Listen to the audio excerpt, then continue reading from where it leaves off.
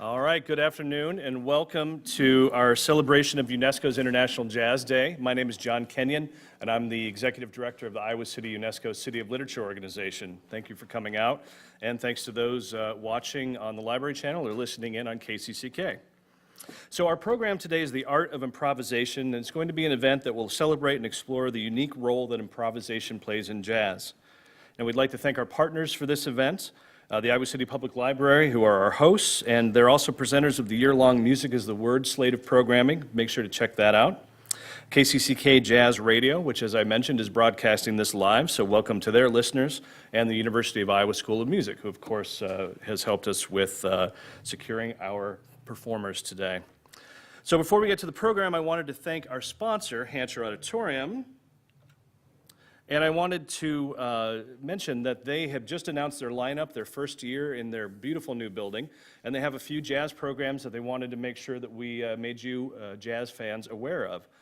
September 16th, the free outdoor party with Trombone Shorty and Orleans Avenue, as well as the Preservation Hall Jazz Band. Again, that will be out on the lawn in front of Hancher. It's going to be a wonderful way to kick things off. September 29th, the David Sanborn Electric Band will be performing, and there will be some, I believe, folks from the School of Music who will be playing with Sanborn on that performance. Alumni Big Band will warm him up. David Sanborn was a student here. Exactly, yeah. Sanborn was a student, and so there'll be a lot of local ties there. November 11th, Chucho Valdez and the Joe Lovano Quintet.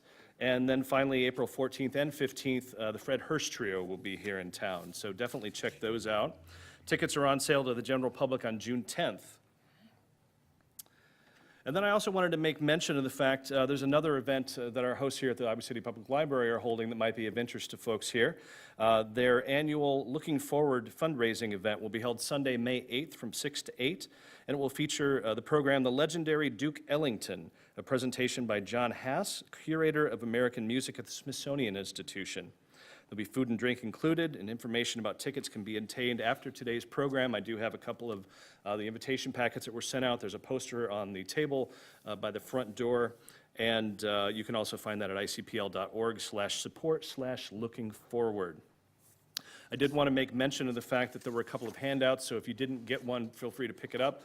Just a little bit of an overview of improvisation that Steve had shared from a source that we're not aware of, but some good information nonetheless. And then our brochure about the City of Literature, so you can learn a little bit more about who we are and what we do. All right, and enough hearing me talk. So we're going to get right to our celebration of International Jazz Day. Steve Grismore is a full-time jazz instructor at the University of Iowa and a familiar face in jazz performance in the area for decades. And he's leading a group today that will perform songs and explain how improvisation plays a part in performance. He is joined by bassist Danny Oline, saxophonist Jim Bunnig, and drummer Paul Cunliffe.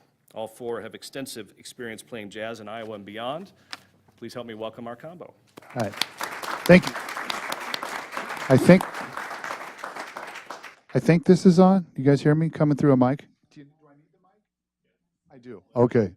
All right. Make sure I'm loud enough in there. All right. Well, thank you all for being here. I'm actually impressed you were all willing to get wet. That was great.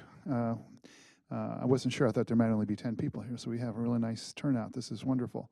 Once again, I'd like to thank my friends for playing with me today and helping us warm it up here. And we're going to probably play a little bit throughout this lecture. It's easier to demonstrate, I think, with actual music than it is to talk about music. I always find that difficult. What I might start out, I was thinking about this a little bit, and I think one of the things we need to clarify right away is that improvisation is not unique to jazz, although it is essential to jazz. In other words, if you're not improvising, you're not really playing jazz. However, bluegrass, rock and roll, especially rock and roll that came out of the tradition from the 1960s, they were obviously guys that listened to a lot of blues, boogie woogie, jump music, and all that. So the idea of improvisation was something that's been in rock and roll. It's been in bluegrass. It's part of blues, obviously. So, and you find it also in other cultures, whether it's Indian raga music or if it's the Maghreb of the Middle East, or various forms. People improvise all over the world. It's not unique to jazz. But once again, I think it's essential to jazz. And what we learn to do with improvisation it's really if I was to define jazz improvisation, really my definition is spontaneous composition. Because what you're trying to do, and there's a quote in this that I really like, if I can find it. In 15 seconds, the difference between composition and improvisation is that in composition you have all the time in the world, basically, to decide what you're going to say in 15 seconds. In jazz, you have 15 seconds. And that's exactly it, right? That's spontaneous composition. And that's what we're negotiating as jazz musicians. And I think that's important to understand. Now, and also today what we're going to do is have a little fun. These guys don't even know exactly what I'm going to make them do, but we're going to talk about traditional jazz improvisation for the first 30 minutes or so. And then we're going to also explore some ideas that go beyond traditional jazz. And we're going to talk a little bit about free improvisation and some other ways to think about improvising that kind of get outside of the academic norm that we kind of go through as college students. We don't talk about that kind of playing that much. So anyway, Jim, could you help me? Jim is one of the TAs. I'm picking on him, but this guy Jim Bunig is a great sax player, and he's one of the teaching assistants at the University of Iowa and helps me a lot with jazz history. Let's share those.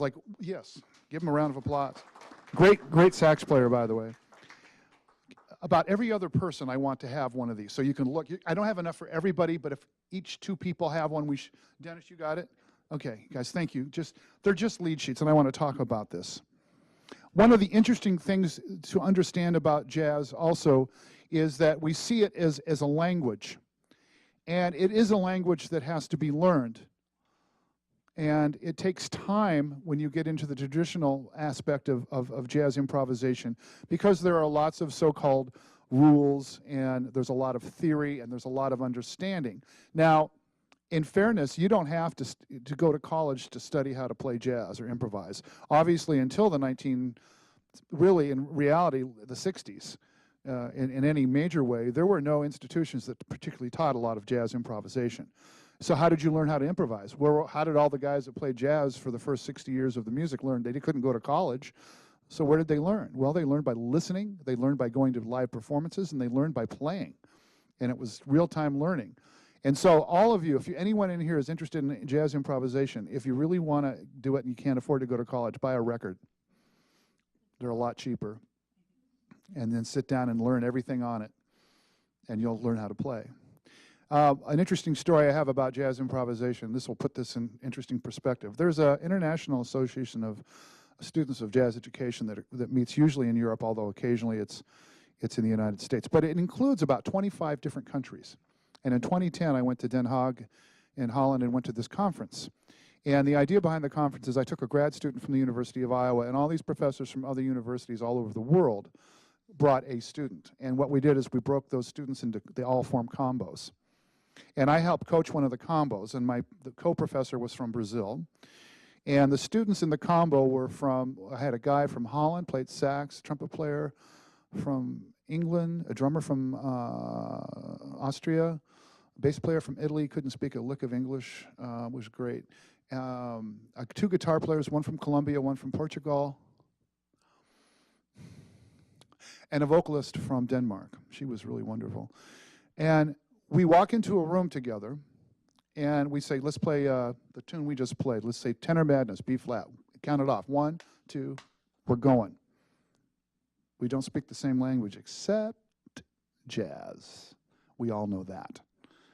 And it's amazing what happens in the international realm of what jazz is and understanding. Now, there are differences developing, I guess, in discussion. There was an interesting clinic earlier in the year about the differences between European style of jazz now that's kind of developing. They're kind of, they've been so influenced by American jazz, obviously, in the beginning, but there are new branches of things starting to happen. But there's lots of great improvisation going on all over the world, and it's based on the idea of jazz. Now, so what I've done, I want to work a couple different things so you guys can understand what's going on with jazz. There is a basic repertoire that college students, for instance, as a professor, we feel like there's a basic rubric, there's a basic set of tunes that students should learn and have to understand how to negotiate. And that's part of this process of learning how to play jazz. And when we sat down tonight, we were playing what we call jazz standards. And a lot of those come from, they could come from far back as the teens or 20s, but most of this stuff is from show tunes and stuff from either the 30s, 40s, 50s, in that time period. Some of it's a little newer, depending on what we do. When we play this music, what you have in front of you, those handouts I gave you, these are what we call lead sheets or head charts. And it's kind of like shorthand for a jazz musician. All we get in these books that we have, can you hold up your fake book, and Jim, and just show them, this is what this stuff comes from. These are called fake books, which means, you know, we're cheating. We're using just a sheet music. A lot of stuff we know actually we have memorized. But the fake book is a set of lead sheets, and there's about 600 tunes in these books. So you go play a wedding gig, and someone says, can you play Take 5? And you go, okay. And you turn, because you don't really know it, and you turn to the page and play it. But what we have on that page is a melody and a set of chord changes. And we do everything else just from that. Now, one of the things to understand in the battle between the idea of improvisation and jazz and classical music is if a classical group comes in and sits down and plays. And I do not say they could not sit and improvise for you, because they might be able to do that. But typically when you go see or listen to a string quartet or a brass quintet, they're reading music and they're going to play it basically the same way every time you hear it. Now, they can play it with different emotion, they can play it with different inflection, they can definitely change it and make it different. But they're playing the same thing every time. I've been playing these standards with these guys, and what we just did, we've never done before. And we've played the same tunes probably 100 times together. And it was different this time. Why?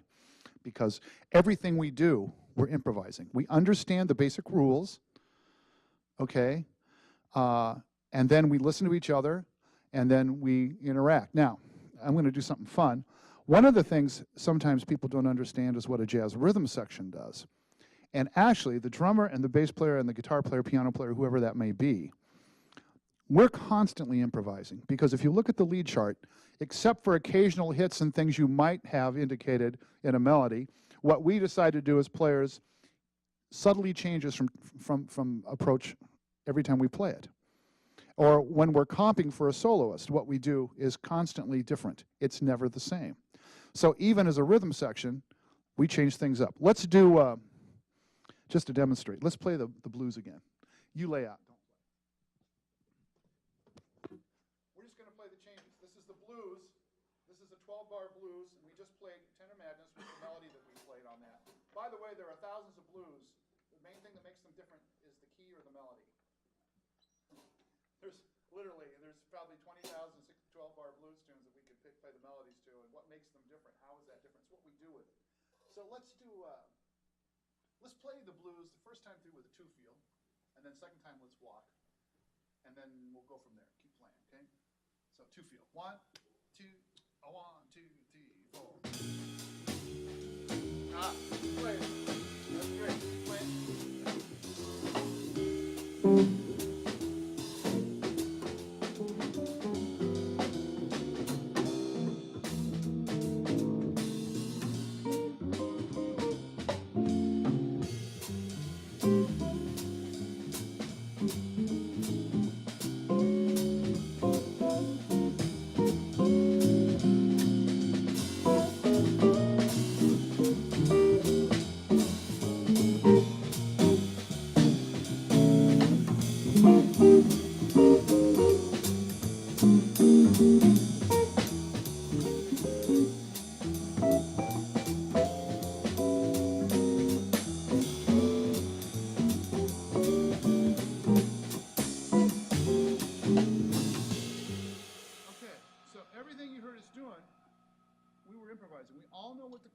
Supposed to be, and we basically play those chord changes. He's walking a line, but we could do that again and it wouldn't sound exactly the same because we just have this basic outline, the thing you're looking at, a lead sheet, and we understand that, but that's just like clef notes. It's just a little bit of information, and then we expand on that every time we play, and we understand that. Now, another interesting thing I think that people don't understand about, maybe you don't understand, and I don't mean that to say that you don't understand, but what you could also understand is what we do as rhythm section players in a jazz setting is that we have to improvise different styles as well. Let's play that blues as a bossa nova. All right? 1, 2, oh, 1, 2, 3.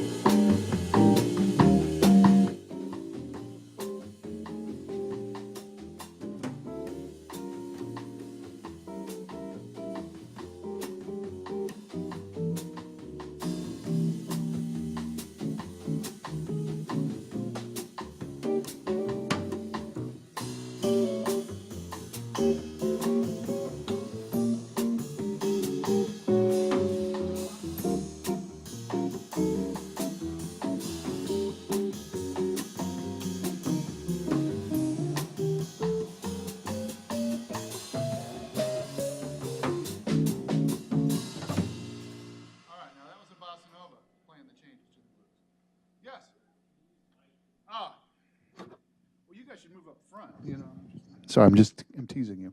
Yeah, so that was a bossa nova rhythm on the blues, but it was still a blues, still B flat blues. It's still, if I looked at that chart and someone told me to play it in a certain style, I could do that. Let's do it as a shuffle, real hard shuffle. You can blow on this, play a little something, improvise. We're just going to play a shuffle rhythm now on the same chords you've been hearing every time. 1, 2, 2, 3.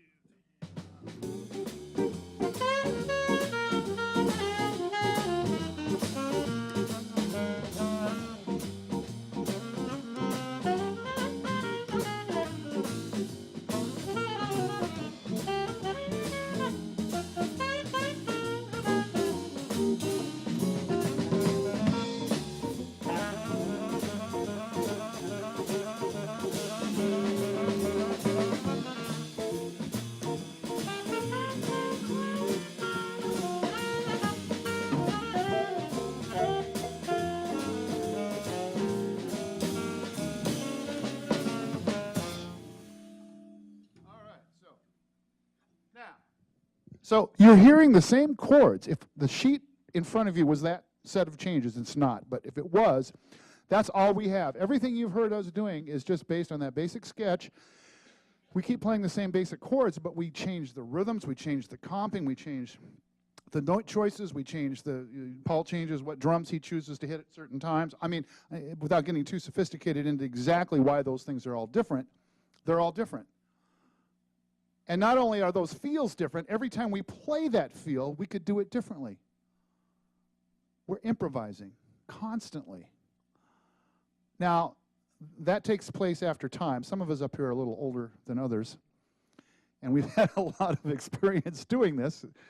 I won't point, but we all know who the older folks are here and who the younger folks are. But these guys, what you do with jazz, in my opinion, when it comes to improvisation, is over time, you have this, you can't see it, but I've got a giant bag of stuff that I've been carrying around since I started playing guitar when I was 10. And you just throw a little bit of stuff in there every time you learn something new. And you drag that invisible bag of knowledge and how to do things along with you. And at some point, it gets pretty big and heavy, but you still carry it around because you've got to access it. Now, and that's kind of what we do. We have lots of ways to approach playing music because we've had a lot of experience as well. So, now, one of the things they talk about in this handout is different approaches to improvisation, one of them being more melodic, one of them being more harmonic, and sometimes the idea of motivic. So let's try to demonstrate some of those things. So let's use all the things you are. We're going to pick a standard that we all know, okay? Another one of these kind of charts that you would have in front of you, but it's one we all know really well. And let's do this. Let's play it through one time and play the melody. And then why don't you try to you grab one motif and kind of milk that through the whole improv for a chorus. Okay, so he's going to play the melody, and then he's going to start his improvisation. Actually, do this. Let's do this. Let's do the melodic thing first. Play your first chorus, trying to use the melody as much as you can as your source. Let's just make a rule. We'll try this and see if you guys can hear this, okay? So we'll play the head, and then you solo using the melody. You don't have to get real fancy. Just keep using the melody. Okay. So here we go. All the things you are. Let's just start right on it without the intro. 1, 2, 1, 2, 3.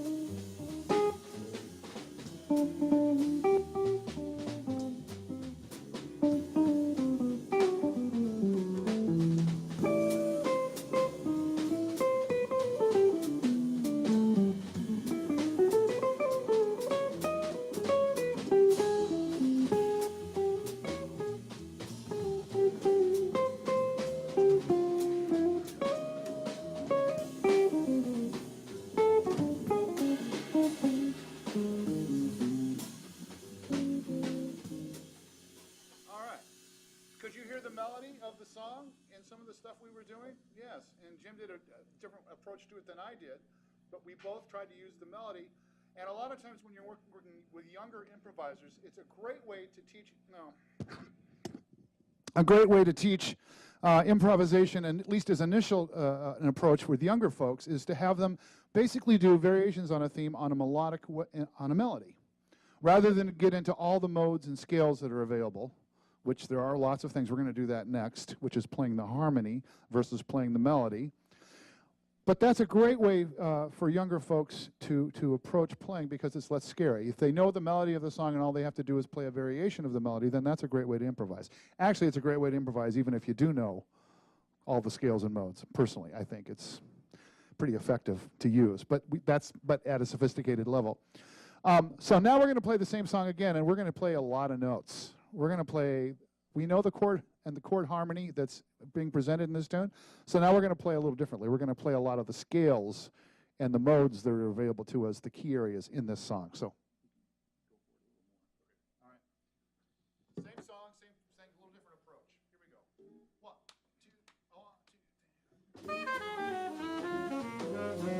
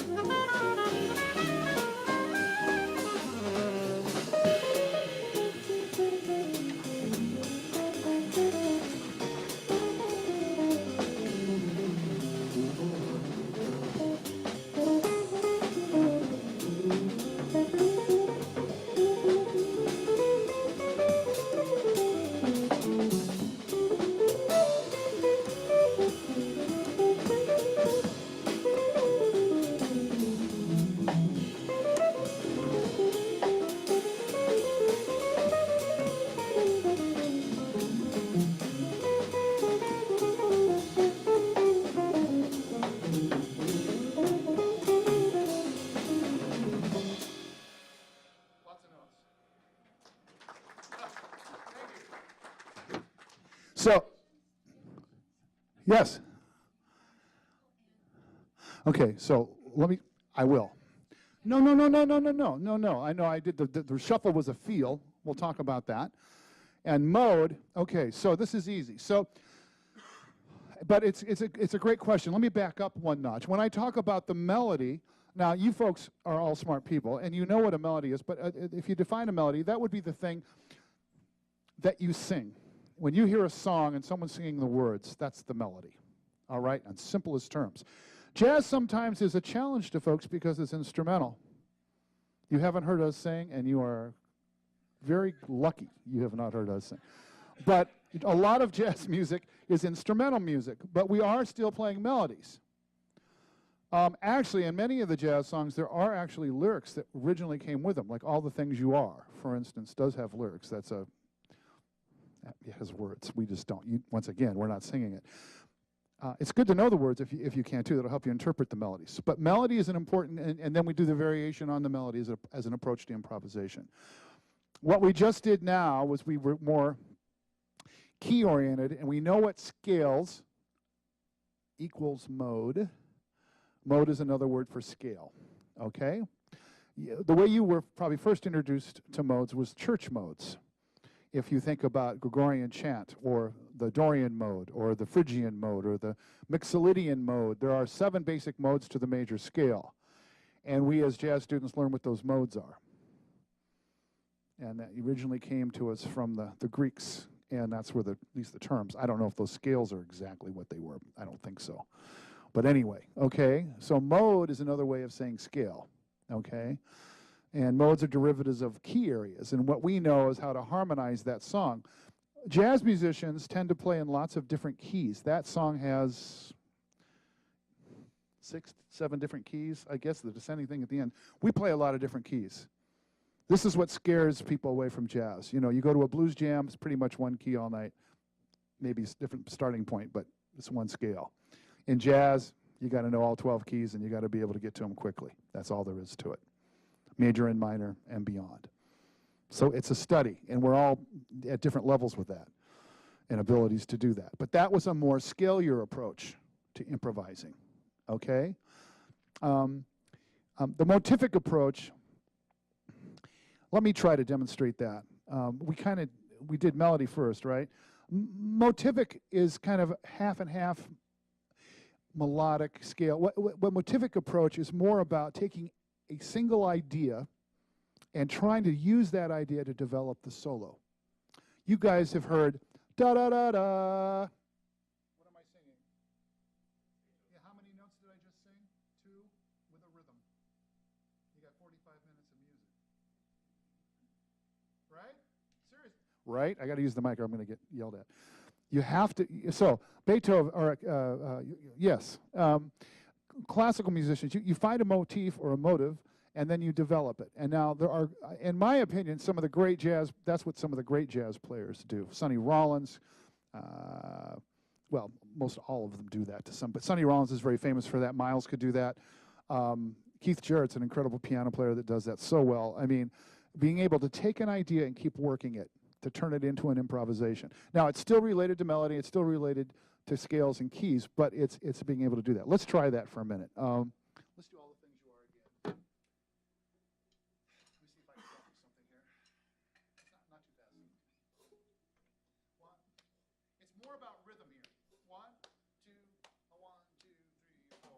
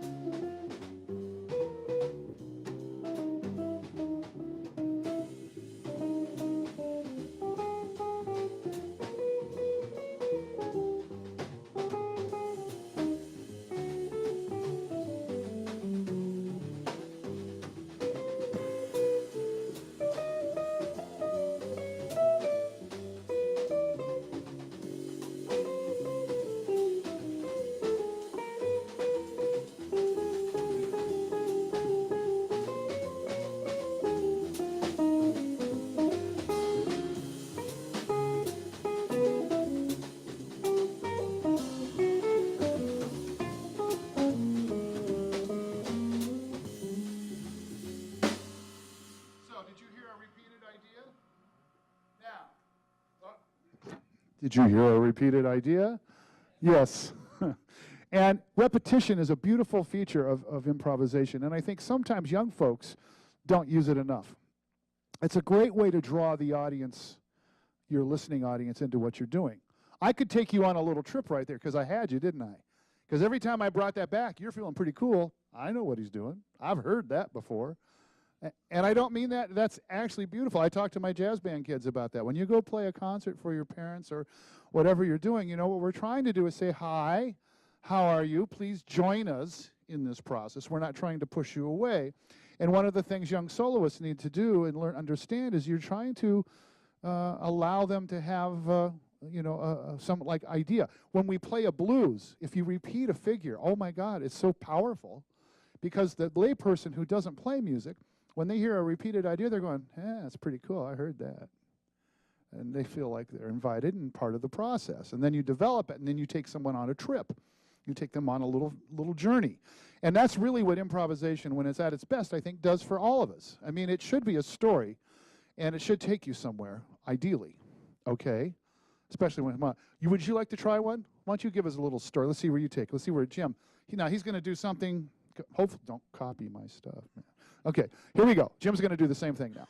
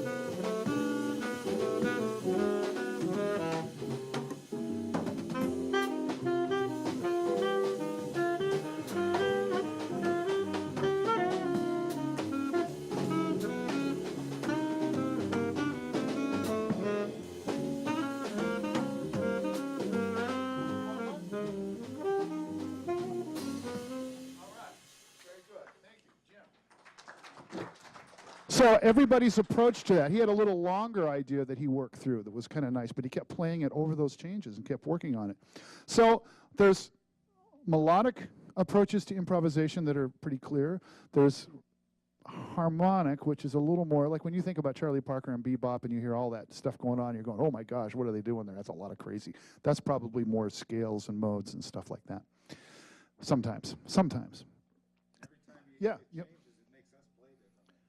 It does. It makes, if we're listening, and that's the other, Paul's point is really, really important, because what happens is what someone else does informs you about what you're going to do next.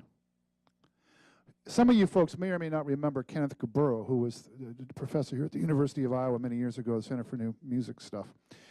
And I used to take lessons from him. And one of the, I think, most valuable things I ever learned was what he told me about improvisation. And he told me that when you improvise, you need to first of all be aware of your entire surroundings so that you can pick up on things that could, even a fly in the room could make you do something. I mean, literally. But in a more practical way, what he told me was the first person that you interact with is yourself. The first thing I play sets up everything else I'm going to do. Okay? Because once I play something, then I have to deal with that. I've said, okay, here's what you got to work with. So if I don't play something cool to start, then I'm, obviously you can fix things and do it. But seriously, when we all play and improvise, Jim's first lick is what he decided to try to work on. And he kept to it. Now, sometimes we get put into corners and it's difficult. Not all improvisations are great. I mean, they truly are, but some are better than others. You have moments, we all interact better sometimes, or we get a great idea going and we use it, oh my gosh, and everybody's going, and it's wonderful. Sometimes, I would say with this group of musicians at this level, they're always okay. Dennis would say, yeah, they're always okay. Just, are they ever great? That's the question. But seriously, when we get into this, that's part of the thing. At the different levels, and younger folks, that's the thing. They're trying to get their improv level to a point where they can always have some success improvising on a given tune. And older folks can do that. It just depends if it's a great one or just an okay one, if you follow what I'm saying. So, but that improvisation and interacting, but listening to each other, it will make us all do something different. Now, we don't have a whole lot of time left, so we're gonna shift gears for a moment. Another interesting part of improvisation, and I can reference another group. It's called ISM. It's the International Association of Improvised Music. And there's a lot of push these days to include all kinds of people, including jazz folks, but also classical musicians and computer people with computers, and the interactions of all these different kinds of ways to make music. And the idea is that you don't have to be a jazz player to improvise. So that's a very interesting conference. As a matter of fact, it was started by a former Iowa kid named Ed Sareth, who left here in the late 80s, got a job. He was the director of jazz studies at the University of Michigan. He and I were TAs together way back when. The whole idea of improvising without any preset notions is a scary thing. And it's a whole nother approach to improvising. Now, is free jazz really free? And we could get into a long discussion if we look at the different styles of free jazz improvisation. I mean, back in the day, Ornette Coleman was this people, you know, he got chased out of bars in New York City because people thought he was the devil, you know. And if you listen to his music now, depending on what you hear, some of the early stuff isn't that crazy. It just sounds like bebop without chord changes. I mean, it's reasonably, it swings and it's got melody and it's doing all this stuff. Then again, there is some really different stuff that's more avant-garde, more out there, so to speak. There was the Association for the Advancement of Creative Music, musicians out of Chicago, which Henry Threadgill's part of that. He just won, what did he just win? He won the Pulitzer Prize. That doesn't happen to jazz musicians very often. He just got $500,000 for writing some crazy good stuff. We had him here at the Iowa City Jazz Fest about 6-7 years ago. I don't know if you remember that or not, but he was here. So what I'd like to do right now, these guys didn't know particularly that we're going to do it, but we're going to do a little free improv right now. And I'm not going to say anything. We're just going to play, see what happens. All right? So hang in there.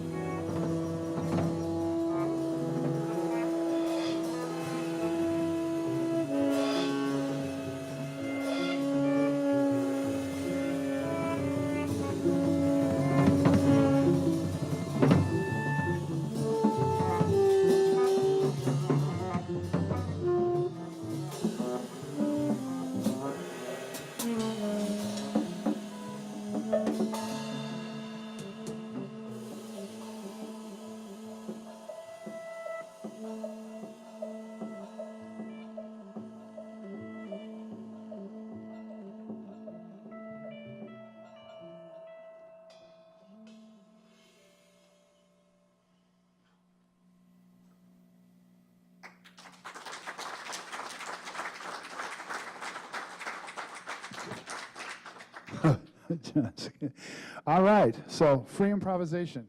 So thoughts, what did you guys think? Now, there were no chord changes there. We didn't tell each other what we were going to do. So what happened? What did we just do? How did you feel about that? Felt like you were kind of like starting in the same general area and then just moving around a little bit in that same kind of general area. So we kind of had something we started with, and then we messed with it a little bit, didn't we? Took it somewhere. And at the end, we kind of, how did we know when to quit? We quieted down a little bit. Yeah, there's certain gestural things we started to pick up. I got a little less busy. So Getting scared. you were getting scared. He was getting a little scared. He had to quit playing, a little frightened. Yeah. So, but so how is that different than the stuff with the handouts you guys have, which is this organized? By the way, all that music that we play in jazz has form as well. I mean, when we played blues, that's 12 bars. When we played all the things you are, oh God, what is that one? It's got an extra couple bars plus whatever. Yeah, it's like 16 and 32 or 18 or something. But we have forms that we play. And we pour our ideas within a thing that keeps reoccurring. You know, the 32 bars keeps coming around. The 16 bars keeps coming around. So we know how long to play certain things, which creates an arc. But when we do free jazz, there were no bar lines there. Matter of fact, one of the terms that you may not be aware of, going back to a term, that was more arrhythmic, meaning without rhythm. There's rhythm involved, but it didn't have a pulse or a groove, like it wasn't 4/4 time. We didn't go 1, 2, a 1. No. Now, there's obvious, it's impossible to play music without rhythm, because music occurs in time.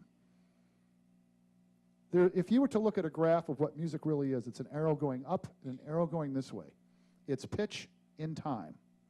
And it can be either organized in metered time that we're used to hearing, or it could be what we just did, which is not metered time, but it does occur in time. It has a rhythmic integrities of some kinds are going on. It's just not something we can measure very clearly.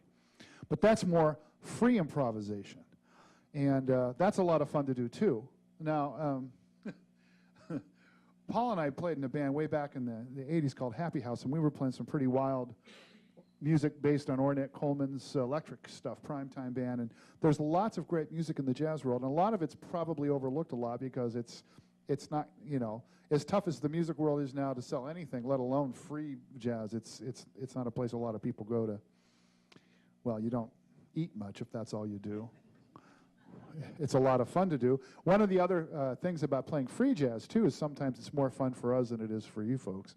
But we don't care. No, just kidding. No. Yes, Chris. And questions, please. Well, there are, like Ornette Coleman has a lot of tunes that have melodies that you play kind of a form to play the melody, and then it's open. So the solo section, so the shape of that kind of music is a big A, B, A, with the B section being all the solos, but they don't have a set amount of measures, where the melody might. Yes, sir. Good question. How do you determine the leadership as you're playing a piece and it's evolving? How do you know to transition from one instrument to the next? And how does it come back to, I guess, is there a leader? Secondly, what's the change in your mental focus from playing a set piece versus improv?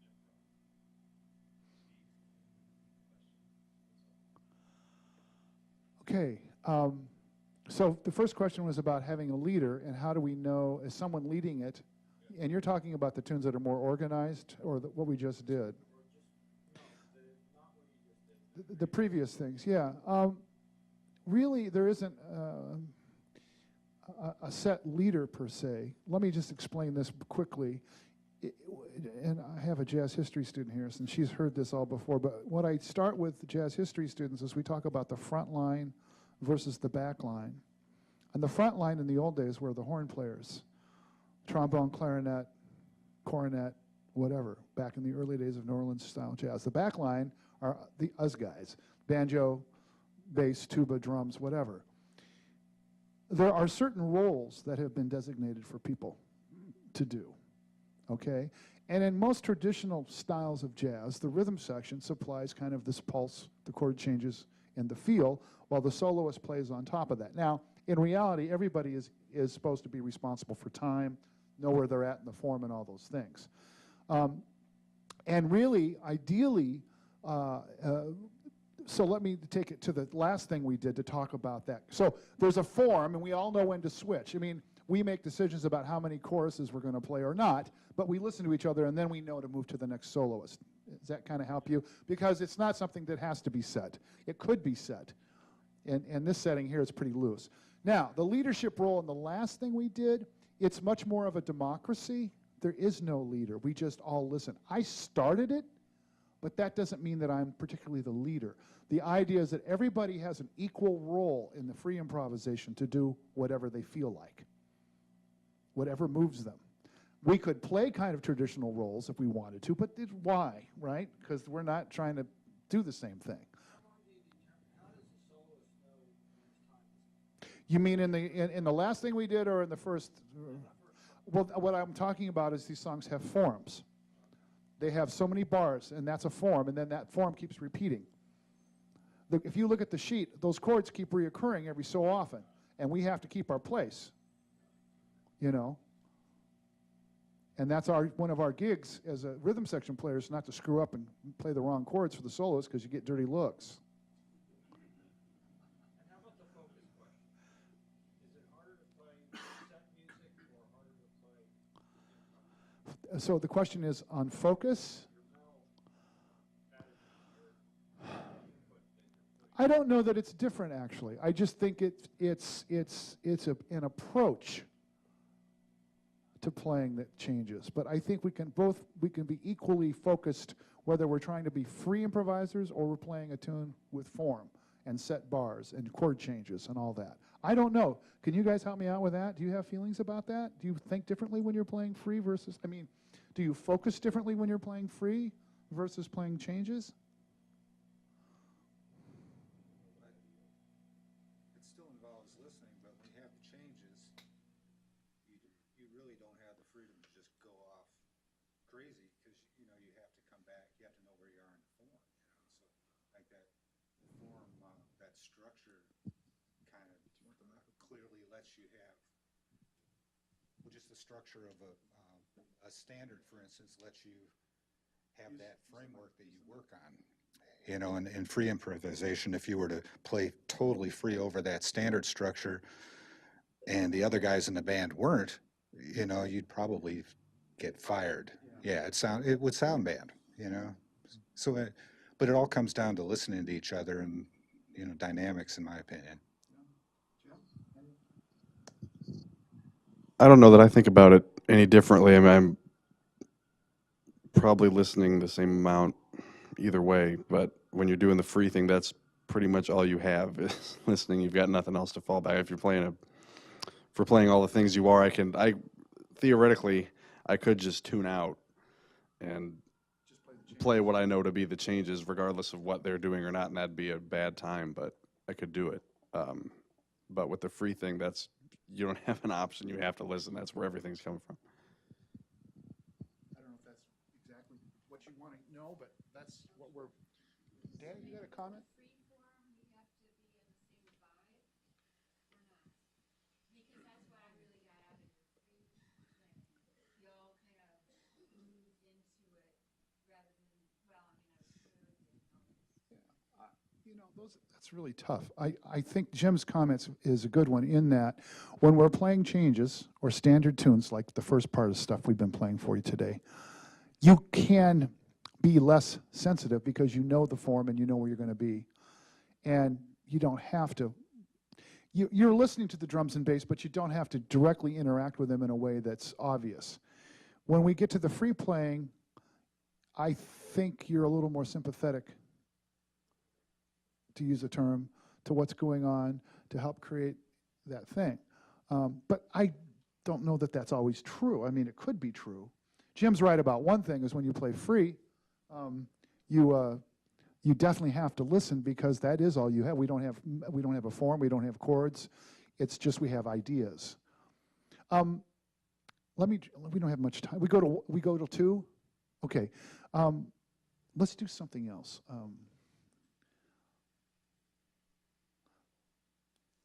I'm gonna give them a descriptor, and we're gonna try something here. So now this is different. I'm gonna actually use English language and describe something, and then we're gonna improvise that.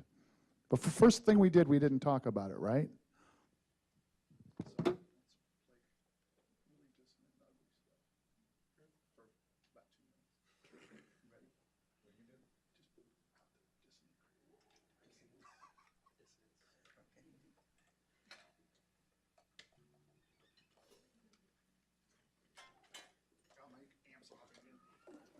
I could play that. That sounds great. That's a whole other thing.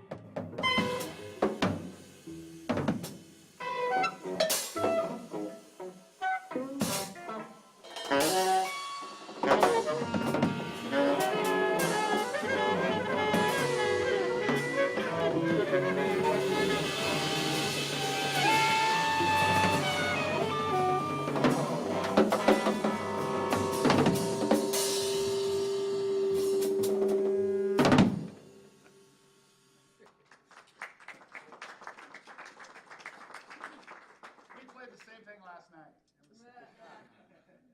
So all I said to them, let's play really this junk, very dissonant, and we went for it. So that was a descriptor that allowed us the freedom to do what we just did. Now, we could do it again differently, but that's what we chose to do in that. Those were our 15 seconds, right? You know, we didn't get a week to figure that out. We just did it. It's gone too, by the way. It's gone now. That was our 15 seconds. That's never going to happen again, just like that. Now, and that's not all bad, but it was a fun little improv. Now, what did you know? What did you hear anything in that was different than the other free improv? Didn't sound the same, did it? So it was a different piece, right? Very cool. Let me ask these young folks here. What did you think of that last piece? It was loud. They had a little different edge to it. What kind of music do you usually listen to?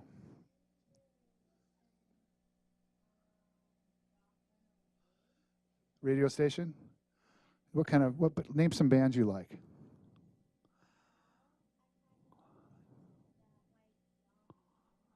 White Zombies? Yeah. One of my favorite bands. I don't even know who that is, but you know, that's the way it's supposed to be. That's the name of a song. Okay, cool. Well, you know, it's always interesting to get a point of reference for all of this. You know, I mean, that's something, that's like eating asparagus or Brussels sprouts or something. You have to, maybe sometimes it's a taste that you have to acquire. You have to spend time there or put some sauce on it so that you can handle it, because, you know, that's a different kind of vibe than the earlier stuff, the pretty stuff. You know what I mean by that? So, but it exists. These are all ways to improvise. I don't know if you've, so are there more questions before we go? We've got about 4 minutes left here, 5 minutes. Any more questions or thoughts? Yes, sir.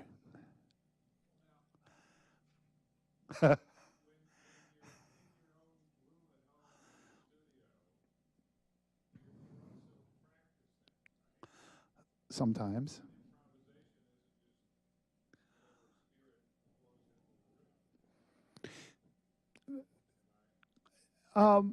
No, that's actually a good point. I mean, I think sometimes what we do individually can be pure improvisation.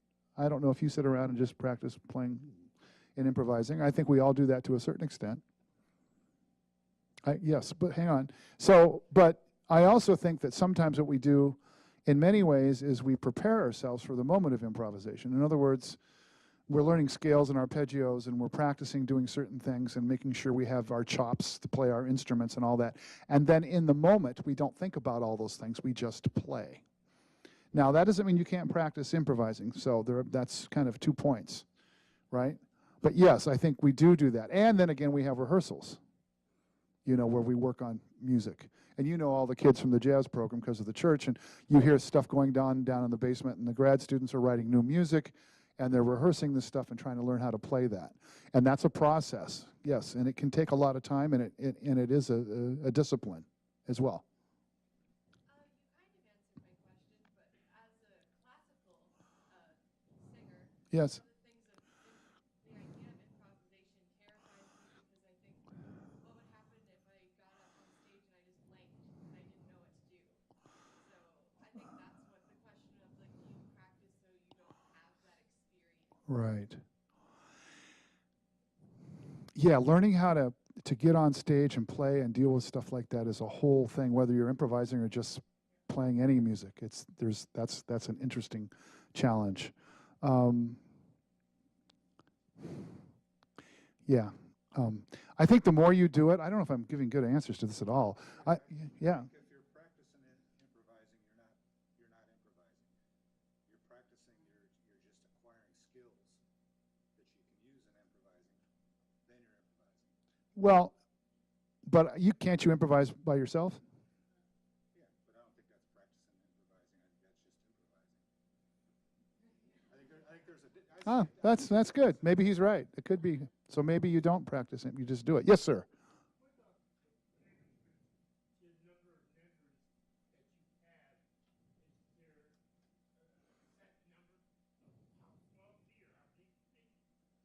How? I didn't hear the last part.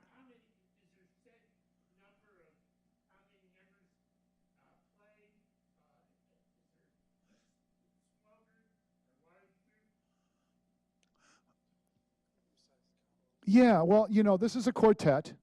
It could be a sextet. We could bring in a big band. Everybody could improvise at any level or size ensemble, right? In this today, Danny soloed a little bit, but not a lot. But Jim and I soloed more. We did different things, but you know, but there is no size limit on a group. It could be any size you want. Now, there are traditional ensembles in jazz. A lot of times the quartet, trio quartets and quintets are real standard for, you know, small group jazz. And then there's, of course, the big band tradition, which is 16, 17 members. There are things in between as well. But yes, so there are some set basic style things where you hear a sax and trumpet with a rhythm section, you know, things like that. But it can vary, okay? I think that brings us to the end of the hour. So let's thank Steve and Danny and Jim and Paul for the program today. I hope you did something.